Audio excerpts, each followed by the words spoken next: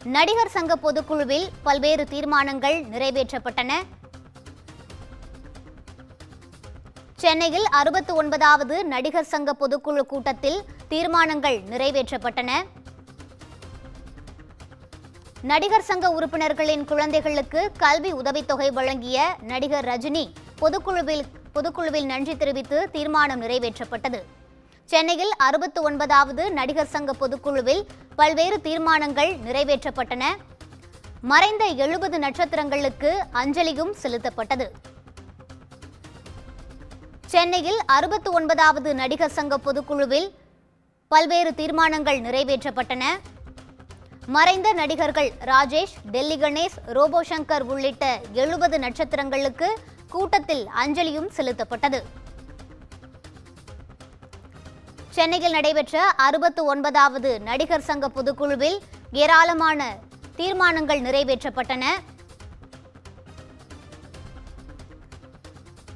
மறைந்த 70 நட்சத்திரங்களுக்கு அஞ்சலியும் செலுத்தப்பட்டது. இது தொடர்பான கூடுதல் விவரங்களை வழங்குவதற்காக எமது செய்தியாளர் சிவகுமார் இணைப்பில் இருக்கிறார். வணக்கம் சிவகுமார், கூடுதல் விவரங்களை பதிவு செய்யலாம்.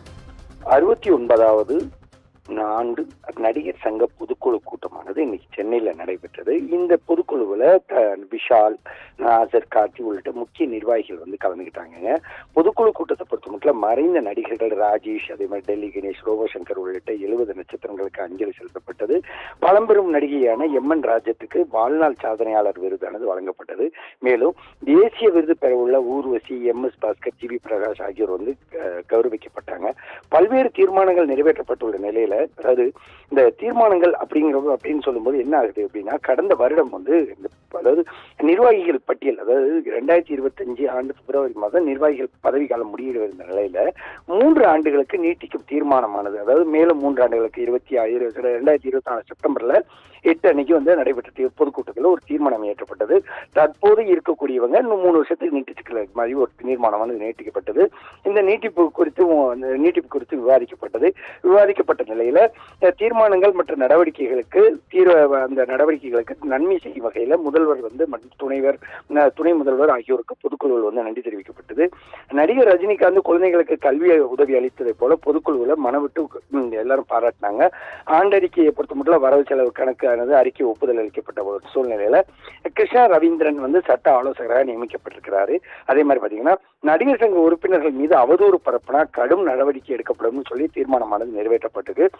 பிற விவரங்கள் அப்படின்னு சொல்ல போறதா நடிகர் சங்க கட்டிடமாகட்டும், புதிய கட்டிடத்துக்கு பெயர் சூட்டல் மற்றும் சங்க பிரச்சனைகள் தொடர்பாக தற்போது இந்த நடிகர் சங்கத்தில் வந்து அந்த விவாதமானது நடைபெற்றது. நாடக நடிகர்கள் 100க்கும் மேற்பட்டோருக்கு வந்து சங்கரதாஸ் சுவாமி விருதுகள் வந்து வழங்கப்பட்டது. 3000க்கும் மேற்பட்ட உறுப்பினர்கள் வந்து கலந்து கொண்ட இந்த சூழ்நிலையில இவை வந்து நடிகர் சங்க அதாவது 3000க்கும் மேற்பட்டோர் கலந்துக்கிட்டாங்க அந்த கூட்டத்துல. இதுல வந்து நடிகர் சங்க கூட்டத்தில் எடுத்த முக்கிய முடிவுகள் மற்றும் நிகழ்வுகள்னு பார்த்தோம்னா, அந்த ஏற்கனவே சொன்ன மாதிரி அந்த பதவி நீட்டிப்பு அப்படிங்கிறது ஒரு பெரிய பிரச்சனையா போயிட்டு இருந்தது. இது ஏற்கனவே தமிழ்நாடு நீதிமன்றத்துக்கு வந்து வழக்கு ஒன்று தொடரப்பட்டிருந்தது.